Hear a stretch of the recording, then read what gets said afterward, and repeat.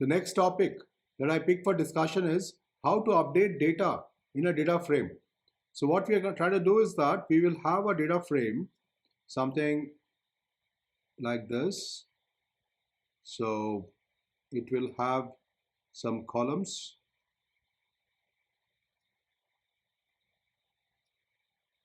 and it will have some rows.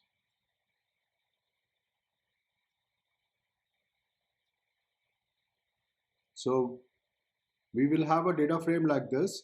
Now there will be data in this data frame. So we would like to update a specific value. This value, what is there at this position, we would like to update that. So, or maybe we would like to update a value at this position. Or maybe we want to update certain values based on certain conditions. Maybe the data in this column has to be updated based on certain conditions, and let's say this record, this record, this record, and this record matches the condition, and these four values have to be updated by a certain formula. So we will see how to do all this. Now, updating a data frame is not a very common activity in data sciences. However, it is still required. Especially it is required when we have data where data may be missing or where data has to be normalized, and under those circumstances we will have to update data. So this is an important topic, though it is not something which will be very commonly utilized in regular data science activities.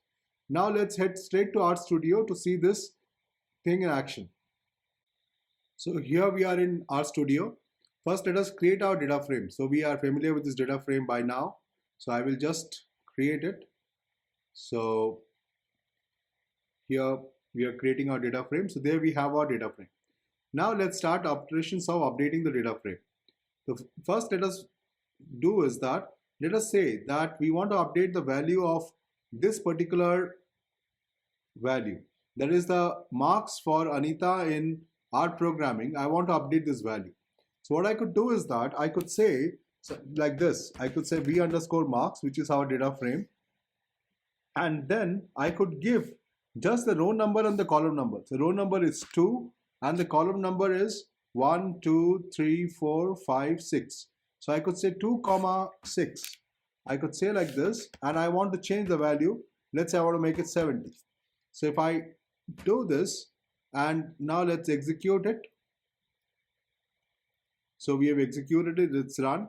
Let us see our data frame. So if you see our data frame, now you see that the value of the marks in R programming for Anita has changed from 65 to 70. Now, if like you saw that we had a difficulty in terms of finding out the column number. So I could do it differently. I could say for row number 3 and column is SP,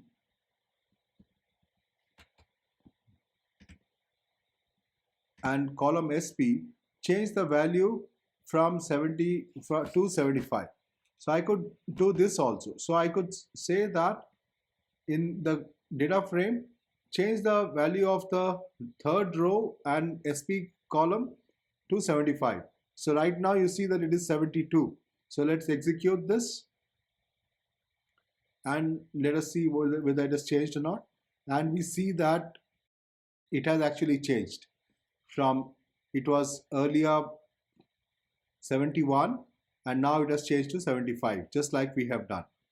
Now, so you notice that we can give a row number and a column number and the value can be changed. Now what we would like to do is that we would like to update the values based on a condition. So let's say that we want to increase the values of the marks in the column DA by 5% for everyone. So I could do that. So I could say v underscore marks $DA, and I want to change these marks. I say v underscore marks, v underscore marks $DA into 1.05. So if I do this, the marks in the column DA should change for all the people, increasing by 5%. So now let us see that. So you see that the values have changed and increased by 5% for everyone. So we could do this. Now we could make this change for a condition as well. So I could say that, like, let's say this, I say that for the people in the company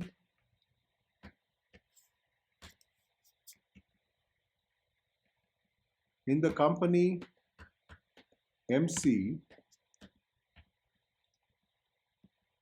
for the people in the company MC, we want to increase the marks in CA by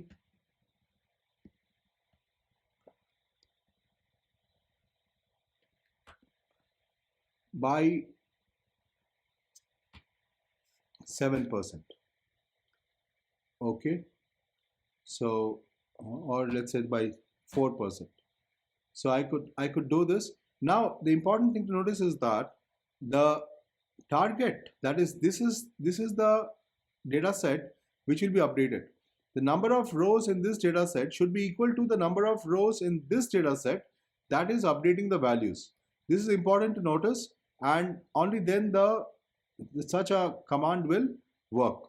So I could do this.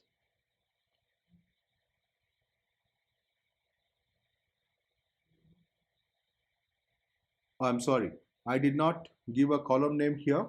I should say $CA. So I could do this now, and you see that it has run. So now if I notice my data frame, the marks in the column CA for the people in MC should have increased. So you notice that for only the people in MC, the marks have increased. Others are the same. So you notice that all the people of MC, their marks have increased. So that is the way to do it. Now notice that we have replaced values in certain columns. After replacing the values, obviously the total and the percentage and the grades would have changed, because the totals should be different, the percentage should be different, etc. So what I can do is that I can again update the total column with a formula, and I can do this. Now if I notice my v underscore marks data frame, the totals have now got updated. Similarly, I could update the percentage column.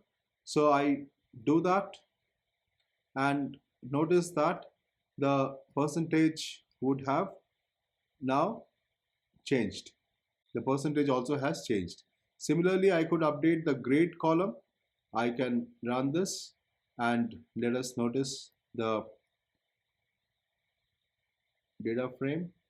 So the grades have also changed. Notice that we have an extra percentage column. This is basically because we use the cbind function. So this is something we have to take care. We can remove this column. We will discuss in the next video how to remove a particular column from a data frame. So we have discussed how to update our data frame, that is update the data in a data frame, and we have done some certain tricks. Now typically what happens is that we need to update data most generically when we have two conditions. One is either data is missing, or when we have to normalize the data. Now what is normalization of data? The thing is that supposing I have the prices of a house says in certain area. Now the prices will depend on many factors. Let's say one of the factors is number of bedrooms, and one of the factors is number of toilets, and the third factor is the number of square feet of the house. Now you would understand that the number of bedrooms and the number of toilets would be in single digit numbers, maybe three bedrooms, 5 bedrooms, 7 bedrooms. It is very unlikely that I will have very large number of bedrooms rather than numbers like this. Similarly, number of toilets may be 3, 5, 7 or 9. It will not be more than that. But however, the square feet of the house, or the area of the house, will be something like it is 1,000 square feet or 3,000 square feet or 5,000 square feet. Now when we have numbers like we have data where we have at one end numbers like 3, 5, 7, and on the other hand we have data like 1,000, 5,000, it will be a problem, basically because the higher numbers, the larger numbers will take more weight in our calculations. So we normally normalize. So when we normalize, we will use certain formula. We can use min-max normalization, where we say the data minus the minimum divided by maximum minus minimum will be the formula which we'll apply to normalize the data. Or we can use a standardization, where we can say the number minus the mean divided by the standard deviation will give us the standardized data. So we can apply such formula to normalize data, and when we apply such formula, we will have to update the data that we have.